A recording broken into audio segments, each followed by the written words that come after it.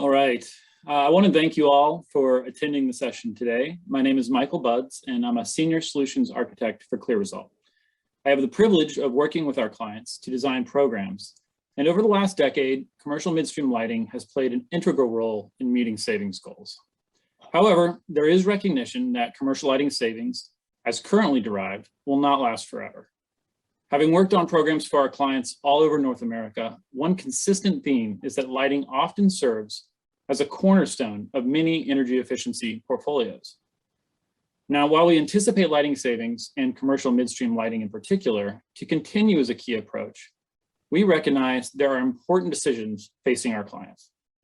As such, we want to take a look at a long-running collaboration between CLEAResult and Eversource Energy to evaluate how a commercial midstream lighting program has evolved, what drove that evolution, and what the future holds for lighting savings in this region. So to help us tell this story, we're lucky to have Erin Engelkemeyer, a leader of the Eversource energy efficiency team that operates in several states throughout New England. Erin is a longtime energy efficiency professional who also worked in distribution prior to her time at Eversource. I've been lucky to collaborate with her on Eversource's midstream programs throughout the years. In addition, we are also joined by Hemmi, CLEAResult's lighting expert who has been working in the technical lighting field for more than 20 years. He also has a background in distribution, so this topic is very germane to both of our speakers. So for our agenda today, we will provide an overview and history of the Mass Save Midstream Program, which is one of the most successful midstream programs in the nation. We will then describe the evolution of the program over the last 10 years. We will touch on current delivery considerations and the implications for this program, as well as other programs. And then finally, we hope to share what the future of midstream lighting programs might look like and where we see these programs and frankly, lighting in general in the years to come. So to start off, I'm going to give a high-level overview of the program and then hand it off to Erin to explain some of the reasoning and approach behind the Mass Save Commercial Lighting Initiative. So by way of clarification, it's important to note that Mass Save is a collective of different program administrators serving the state of Massachusetts. For the lighting program, Eversource Energy, National Grid, Unitil, and Cape Light Compact represent the program administrators. The program started in 2011 in order to increase the market share of energy efficient lighting by providing incentives to lighting distributors to both stock and sell efficient products. In working with the program administrators, I believe they saw the benefit of midstream as a way to reduce administrative costs, streamline processes, and increase participation. So now I'm going to pass it along to Erin so that we can learn more about the program and how it evolved from Eversource's perspective. Thank you, Michael. And so when we think about, you talk about the evolution of this program and thinking back, we've all been working on this for quite some time, and I'm just honored to be able to speak to everything that we've accomplished over myself here at Eversource over the last 6 years, but also 11 years of me being a participant in the program and now leading the programs across the region. As you stated, Eversource is a leader in these programs, and Eversource, to give you some background, is the largest energy efficiency program across the region. We are regionalizing our programs. We're looking at the success that we've had in Massachusetts, and we're driving that across the full service territory. We service over 3 million customers. We have both electric and gas territory, and we also have a small pocket of water customers as well down in Connecticut. Our budget continues to grow. We have a budget of over $700 million, and that is an investment that we take very seriously, and we continue to achieve and meet those goals. We had recognized early on that the supply chain is very influential in being successful in these programs. We have to go deep and wide to be able to reach as many customers and reach the goals and savings that we've been tasked with over the years. From an Eversource specific Massachusetts territory, we're split into 2 regions, Eastern Mass and Western Mass, and we've come together to service both different types of customers and different partners across the region. As you stated here, we've delivered over 1,700 gigawatt. We continue to grow this number year over year. as I stated before, we're looking past Massachusetts. We're taking what the success that we've had in Massachusetts, and we're taking this across the region. And we found it to be very successful, not only for our customers, but for all of our supply chain partners that also expand across the region. Next slide. So a little bit of history. I come back to 2016. Michael and I were working very closely on reinventing the program. We've been very, very successful. We had immense amount of volume of product that was being pushed through distribution. And so we took a step back and we said, what do we need to do to continue to grow this program? We need to go deeper. We need to go wider. And what else do our distribution partners need from us for them to be successful? So CLEAResult and the PAs work tirelessly to collaboratively come together and identify the obstacles and barriers that the program could face as we continue to expand. We had hours and hours of time in conference rooms, working with distribution, working with the manufacturers to understand what they needed from us to be more successful. We made software enhancements. We provided our distribution partners features within the software that allowed them to be better partners. We needed it to make it as easy for them to participate and give the program a foundation to grow. What transpired during that time was a launch of what we know as the CLEAResult PPC portal. This PPC portal addresses product validation, address validation. We rolled in our inspection results into this platform. This not only benefited the program administrators and Eversource, but it really more importantly, it provided our partners these resources to allow them to be stronger. We could no longer navigate and grow this program on a manual basis. So during this time, we not only worked alongside each other, but we worked with the market as well to ask them, what do they need? We worked closely with DLC. We worked closely with the manufacturers. And for all the folks on the line today, I'm hoping that you're leveraging this PPC portal, because if I look back to 2016, I'm not quite sure how we managed the program back then without these resources that we have in place today. If we move to the next slide, we'll give you an overview of how the program grew and changes that happened during this time. So in 2011, and I share this with Michael and Kyle all the time, 2010 was when my daughter was born. So I correlate the program to how old my daughter is. So 2011, we were just doing small volume, right? We were focused on lamps and screw-based product, and the evolution of the program has expanded immensely. And you see where we are today and where we're going in the future. So during launch phase, we're building relationships in the channel. We're trying to understand what the distributors and the partners need from us to be better partners within energy efficiency programs. And as I stated before, it was a very manual process. I'm sure from the distribution side, I was the distributor, it was frustrating to participate. And so as these program administrators, we need to leverage simplistic programs to expand and grow your program. Without simplistic solutions for these distribution partners, we're not going to be successful in our mission for savings. So from 2014 to 2016, we were continuing to scale. We were introducing new systems. We were trying to increase participation, growing new relationships within the supply chain. In 2016 and 17, that's where we took a step back, and like we stated before, we invested in, which is now what we refer to as PPC. We needed to understand, like I said before, what the distributors needed from us. And that's really where we put our focus from the second half of 2016 till most of 2017.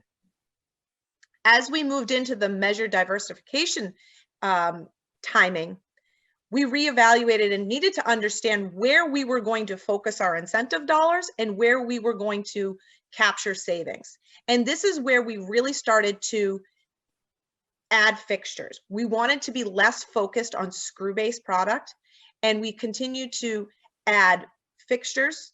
I believe the first fixture we ever added was a troffer, and that was quite a feat. It was challenging to get the message across to the market that at this time we are now going to have fixtures offered downstream, and we're also going to offer them midstream. Looking back today, how would we have accomplished what we did without making that move back in 2018? You'll see that our measure mix from 2018 to 2021 is a bit more colorful in this beautiful chart that we have. And we're moving away from the blue. We want to continue to scale down lamps, downlights, T-LEDs. And at the end of our plan, our upcoming plan in 2024, we will no longer be able to support any measure that is not controlled. So our focus moving forward from our next plan, January 2022, you'll see that the focus is all on fixtures and fixtures with controls. You'll see the volume is declining. Our focus is going to be around greenhouse gas emissions and savings from controlled product. We feel really strongly that although we're losing the volume in screw base, we're providing our customers with a much smarter decision that will allow them to scale beyond what they're installing today. I'm going to pass to Kyle here. Great. Thanks, Erin. And what we're kind of looking at here is a typical kind of product life cycle. So you may be familiar with kind of intro, growth, maturation, and decline that kind of aligns with these 4 different phases. And while Erin talked about kind of the systems aspect, the program aspect, I want to talk about these phases in terms of kind of the technology or the measures. So understanding that the LEDs and the technologies behind this program are also going through their own life cycle during this whole process. And that's a big part of how this developed. So in that launch period, fluorescents were still a thing. So there's some reduced wattage fluorescent in there with a lot of those screw-based lamps.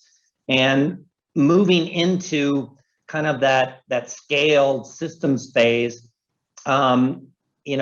fluorescent started kind of phasing out.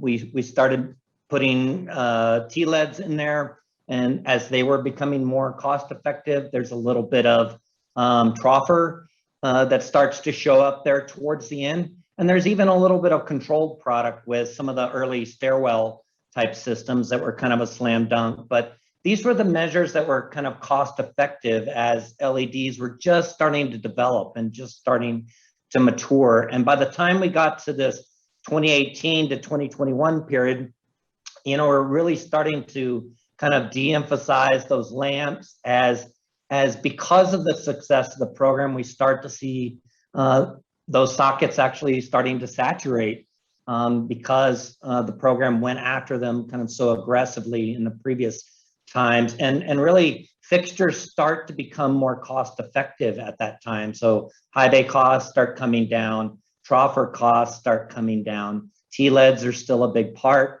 And even then in 2020, 2021, we really start to shift the focus over to those controls, recognizing that's going to be a big part of the future. And as we move into kind of that technology enabling field, you see controls grow year over year, being a bigger and more important part of the overall mix, with T-LEDs kind of going away and really focusing efforts on that linear segment, that high bay segment, and trying to drive as many controls as possible to not only maximize the savings, but actually change and modify what manufacturing and what that supply chain is doing and how they operate. And the programs can really have that sort of impact. So with that, let's jump to the next slide and take a look at kind of some other key considerations here. So market saturation is kind of a big deal. It's a key underlying reason we're seeing these things kind of change over time, and that's what will drive kind of an overall decline in lighting savings going forward into the future. So like exterior and lamps are already, you can kind of see approaching kind of a saturation level as we move from like 2022, which is in the blue, to 2024, which is in the orange. In that short period of time, we're going to see really rapid uptake of LED technology. So it's really time to kind of aggressively go at that with your programs. And that exterior and those lamp products are also going to get a kind of a kick. And that acceleration will be, that saturation will be accelerated a bit due to the actions of the federal government. So we'll talk a little bit about ISA here in a minute on the lamp front, and we'll talk a little bit about like the infrastructure bill, which could have a significant impact on exterior over the next few years. As we move into linear, it's important to realize that linear is really, you can see, less saturated in 2020, going to be more saturated by 2024. But that's really the key opportunity. Over 30%, in some cases up to around 35% of the overall lighting load out there right now is tied to linear product. And in an even larger portion, over 50% of the remaining savings opportunity are tied to those linear products. So we really have to go after those aggressively in the next few years and focus on those, because they're a bigger part of the overall savings pie that's out there. High bays as well, you saw in the previous slides, just how much of the savings, how big of a bang for your energy efficiency buck you can get out of high bays. But even a lot of those savings going forward are really going to come from linear-based product. In the Massachusetts market, we've pretty much gotten rid of the vast majority. Less than 1% of the remaining sockets on the high bay front are actually HID technology. The remaining potential for high bay, at least in the Massachusetts market, is really all T5HO and T8 fluorescent. And that's what we'll be going after over the next few years there. And then as we move to controls, you can see that's where we really have the biggest opportunity and the biggest amount of work to be done. We started off, in 2020 in that 15% kind of range in terms of the number of lighting technologies that actually have some sort of kind of standalone control attached to them. And even through aggressive efforts, it's going to be a long time before we fully kind of saturate or capture all the opportunities. So really the focus is going to be on controls. Having kind of simplified plug and play technologies is really going to make that more attractive and easier to kind of address and attack over time. And a lot of that's going to be linked to those linear products and those high bay products, which are the best kind of current controls applications to go after. But in time, we're starting to do this with exterior products. We're starting to see it with screw-based lamps. We're starting to see it with TLEDs as well. So controls really going to be a big part of kind of what's being done going forward. So if you bounce to the next slide, let's talk about a couple of those other key considerations. So ISA, it's reared its head again.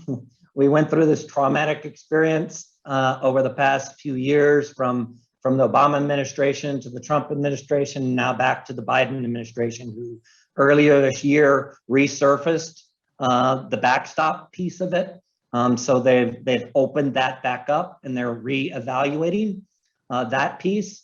And just recently, they also opened up the conversation about what the definition of general service should be. So we fully expect that in the next few years, in that 2023, 2024 timeframe, that we're going to see some standards put into play that will kind of take these lamp technologies kind of off the table in terms of efficiency programs going forward. So the timing's still a little bit iffy, could even happen a little bit sooner than that, but the best estimates right now is that these rule makings will be finalized a little bit later this year, early next year, and that there will be some kind of sell-through or grace period where manufacturers are still allowed to sell those technologies, maybe through the middle of 2023 or the end of 2023.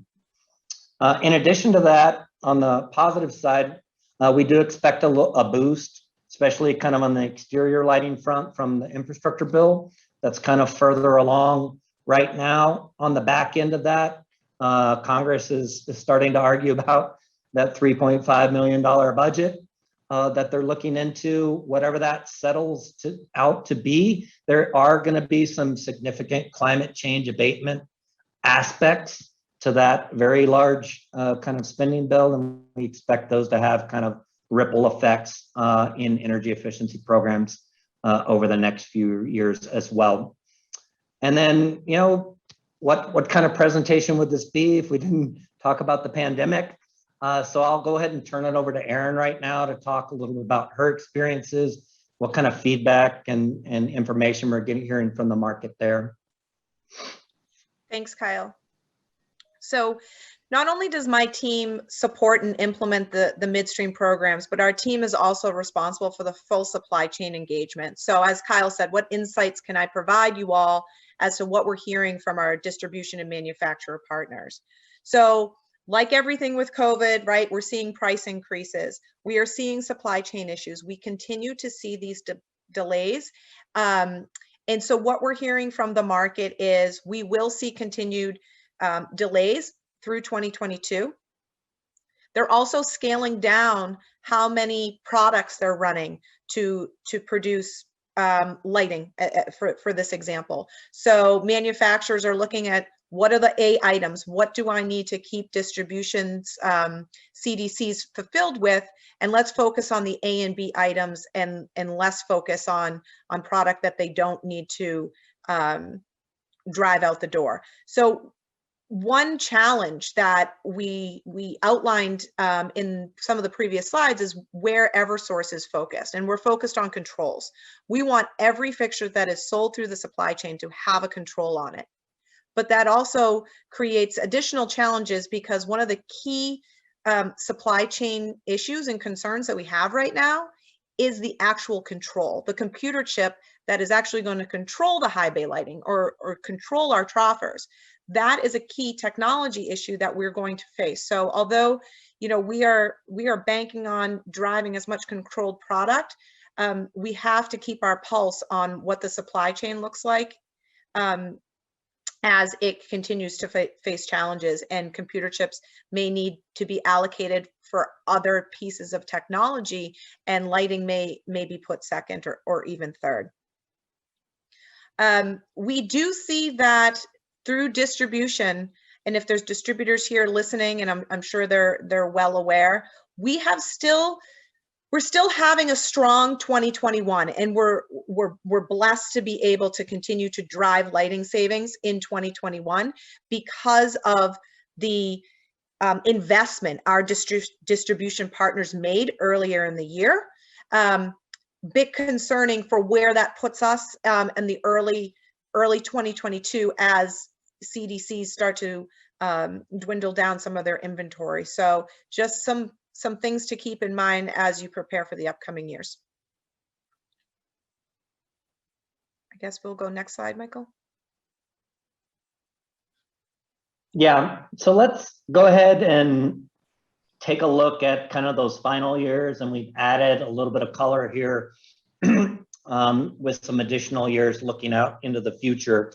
So again, controls are going to be a significant portion of that. So what we're really looking at going forward with controls is that we'll need to kind of look at expanding kind of the offerings and make that a greater part of the mix. We'll also have to be very deliberate in those efforts. So when we kind of added controls to the midstream program, it's a slightly more complex product than kind of a traditional lamp or even a fixture. And so there were some additional kind of tracking aspects, a little bit of extra data collection and QA/QC that needs to be in place to do that. There's also some training and some engagement with your distribution partners that needs to happen to make them feel more comfortable. Again, fortunately, controls are getting more and more accessible, more and more easy to use, so that, you know, this will be easier as time goes along. But really deliberate efforts have to be made to send the right message to the market by setting up your incentive structure to where it's clearly an advantage to the distributor, to the trade allies, to the customers, that, you know, they really should be looking at that control technology going forward. The other thing here you're starting to see is a little bit of non-lighting kind of filter into the programs, this being kind of the traditional kind of food service, HVAC kind of midstream type measures for non-lighting. But there's also a much kind of bigger aspect to this, and I'm going to turn it back over to Erin to talk a little bit about, you know, what else they're looking at as their goals kind of in the future shift away from kind of gigawatt hours, which is why we don't even kind of have that up here on the slide, to greenhouse gas emissions and a focus on electrification. You know, what the program's going to be doing there is a little bit different, and I think that might have some bearing on some of the other folks listening today. Erin? Thanks, Kyle. So we're in the thick of our next 3-year plan and our approvals from the Commonwealth. So I don't have exact numbers to share, but where Eversource is going and where the whole New England region is going is, like you said, we're focused on greenhouse gas emissions, and we have been tasked with some hefty goals around electrification. A lot of the focus of our programs moving into 2022 will be the adoption of electrification, primarily focused around heat pumps. There's a lot of work going in Massachusetts around program delivery of heat pumps. How do we reach, what types of customers do we need to reach to get to these goals? How do we reach them? Where are they? So in addition to working with the supply chain to ensure that there is local inventory available and that the supply chain on the non-lighting supply chain is fully engaged in our programs, we also need to educate the consumer, educate the contractor. So a lot of the work that we're doing now in preparing for 2022 to 2024 is workforce development. We need to train these contractors so they are fully engaged and understand the goals that are set forth by the Commonwealth surrounding electrification. We are putting training programs together. We are creating a preferred contractor network. This will allow us to provide them the training that they need, the education that they need to be able to work with our consumers and our customers. We need to understand, do the folks within distribution understand the goals that are being set forth? Do they know how to upsell that equipment? So we're not only going to be working with contractors, but we're going to be working to drive awareness and education through our manufacturer and our distribution partners. We're also going to be focused on areas of environmental justice communities. What other types of communities that can we help the workforce? How can we educate young students coming out of trade school or college that can help us get to the goals we need to get to, but also how do we help develop them? How do we develop this new generation of contractors across the region? I spoke regionally earlier. This is the goals set forth in Massachusetts around greenhouse gas and electrification goals. Those are Massachusetts specific, but we're preparing for the future. So what the strategies that we're putting in place in Massachusetts, we are looking to drive across Connecticut and New Hampshire as well. We're not only just working in Eversource territory, we're collaborating with Maine, Vermont, New York, so that we have a full regional approach across the entire Northeast. Our focus will continue to be controls as it pertains to lighting, but as Kyle said, you know, the gray boxes here on our chart will be, we will still have lighting. We will continue to support that channel, but our focus around education and greenhouse gas emissions will be primarily driven through our non-lighting electrification pathways. Yeah, and Erin, I might just add to that right at the end that even the nature of kind of midstream programs and how they operate are going to change, partly because of the things you're describing here, but even something like controls is going to get a little, it's going to be changed or be a little bit different in that those controls can then, as we get more and more information and data on occupancy from these types of systems, you know, these control technologies can also serve as a stepping stone for other offerings and interconnect with things like HVAC systems and enable better decisions, enable offerings such as like SEM programs that we've talked a lot about through the course of the Energy Forum. These technologies, these measures, these programs are going to come together into the kind of this coordinated offering over time. So midstream will take on that kind of enabling character in the future, putting in the baseline technology and then maybe passing it off to another offering. It may also move more upstream as these products get more sophisticated. You know, we may do more directly with the manufacturers. We need them to provide that training to get the market up to speed on these new technologies, on how to implement them and get greater adoption. So all of these things are not only changing kind of the mix of technologies, but you know how the midstream kind of offering will fit into the broader overall portfolio. Absolutely, Kyle, and thank you, Erin, as well. So, you know, we've walked through some of the history, the evolution, next steps for the Eversource midstream program, and we really thought it would be helpful to designate some distinct stages to characterize the journey that we kind of have articulated so far. So what you can see here is, you know, we have this launch phase where the program is just getting off the ground. And then there's the scaling phase where you have, you know, IT system enhancement and process improvements and really laying the foundation for future growth. Next, there's that diversification stage where the program has matured and it's expanding to new offerings really in order to try and maintain that high savings level. And then finally, we have the future savings stage. And this is where you have a mature program and you have to look to alternatives like we were just discussing to address the challenges of really trying to maintain those savings at historic levels. So, you know, as Kyle had alluded to earlier, these stages really are akin to kind of the product life cycle. And we thought this might be a good jumping off point for the Q&A portion of this presentation. But before we jump to those questions, there are a few things that I just wanted to kind of throw out there to the audience for your consideration. So if you have a midstream lighting program, where do you see yourself on this timeline?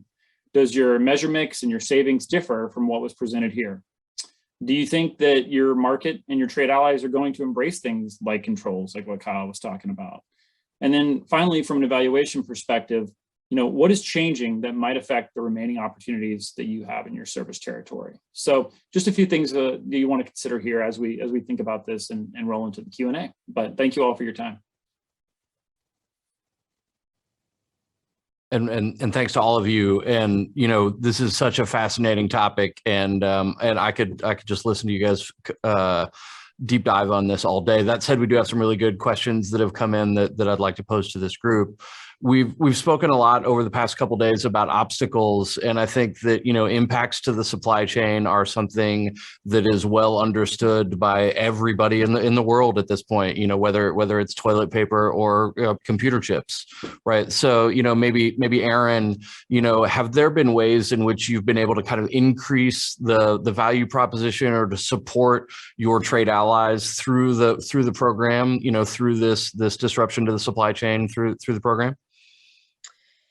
Yes. So over the last year and a half, you know, we've been working very closely with them. I think one of the key elements that myself and my team does is we have very, very tight relationships with these distribution partners.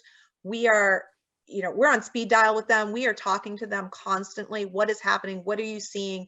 And I can't stress enough the value of relationships within the supply chain. You know, we can only be as successful as we can to deliver our goals unless, you know, we can't do what we do without those relationships in the supply chain. And it helps us prepare as we launch promotions. So one of the key things is understanding what measures are we not seeing supply chain issues with? What what customer segments are in more dire need than others. Small businesses, right? We're working really closely with small businesses. Outside of lighting, we'll just talk about midstream in general.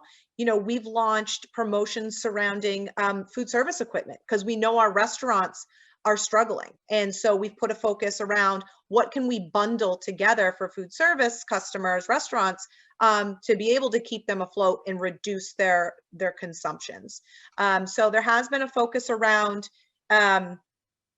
promotion supporting controls, because we need to continue to promote controls, less screw-based product. And, you know, like I said, thus far, 2021, we've been okay, but we're preparing for January 2022. And I really don't, I think that that's where we're really going to see the challenges set forth by the supply chain.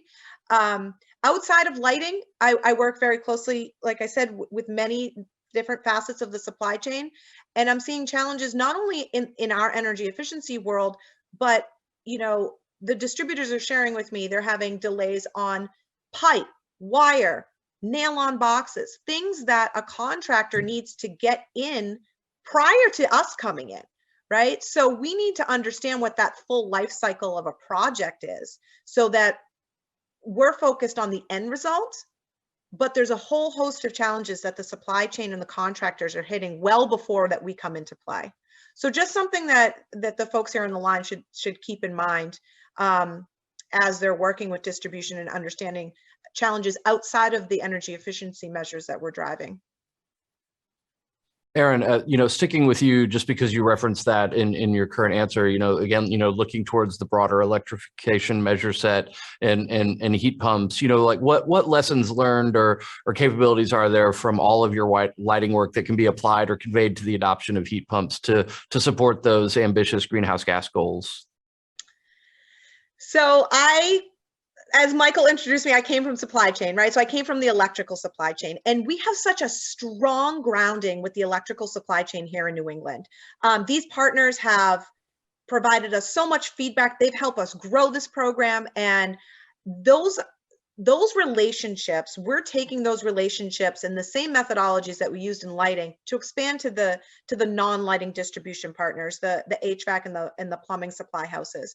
I can't stress enough how important it is to have these supply chain partners lock in step with us as we have done with the electrical supply chain. We need to make it simple, right? The whole keep it simple, stupid theory that we learned in like elementary school. I mean, that is what PPC did for our electrical supply chain partners. And you know, we need to make it simple for our HVAC suppliers and give them the tools and resources that allow them for stronger participation.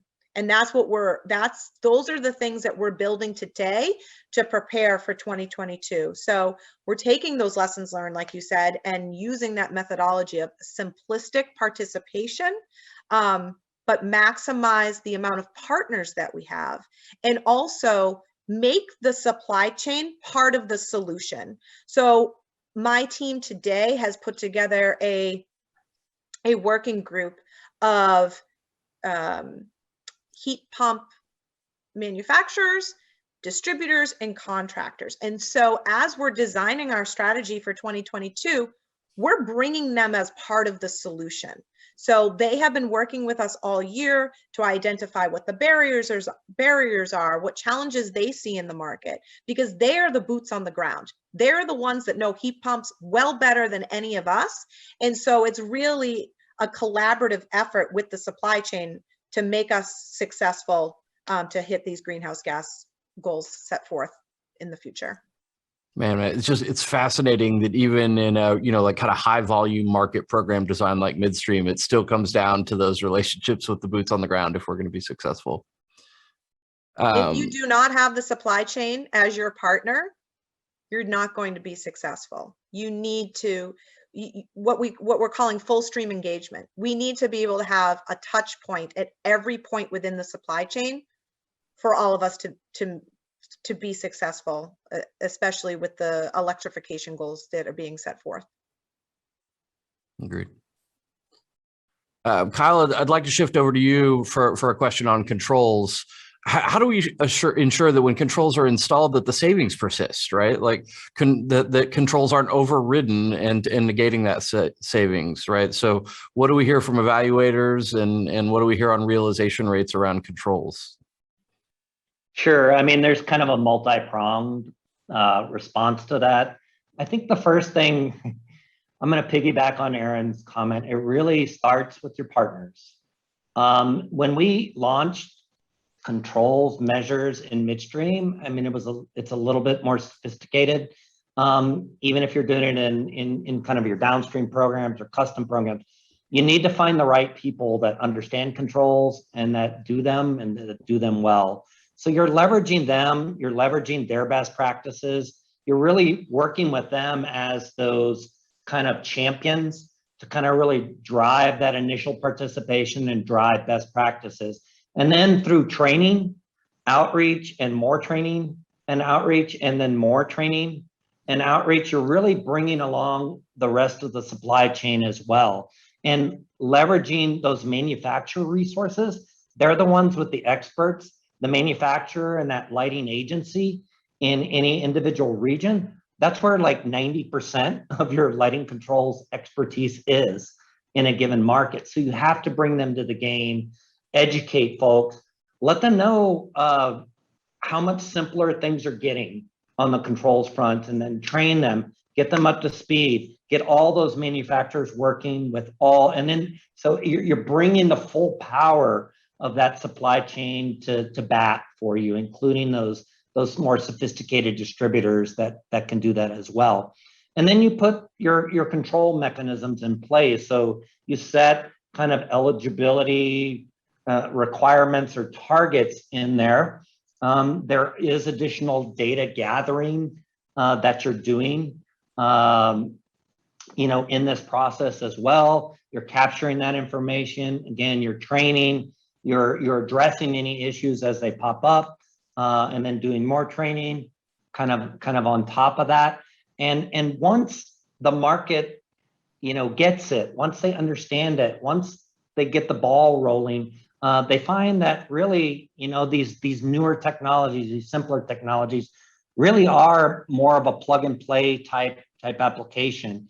And then they can take that information to their customers feel more comfortable, and the systems operate better, especially with some kind of the simpler kind of luminaire level or integrated control systems that we see now. You don't have the problem of like, where's the sensor and where do I put it and how do I set it up? They're designed to kind of work individually, plug and play through simple apps, through simple control setup mechanisms. And so you really have to combine kind of all those things.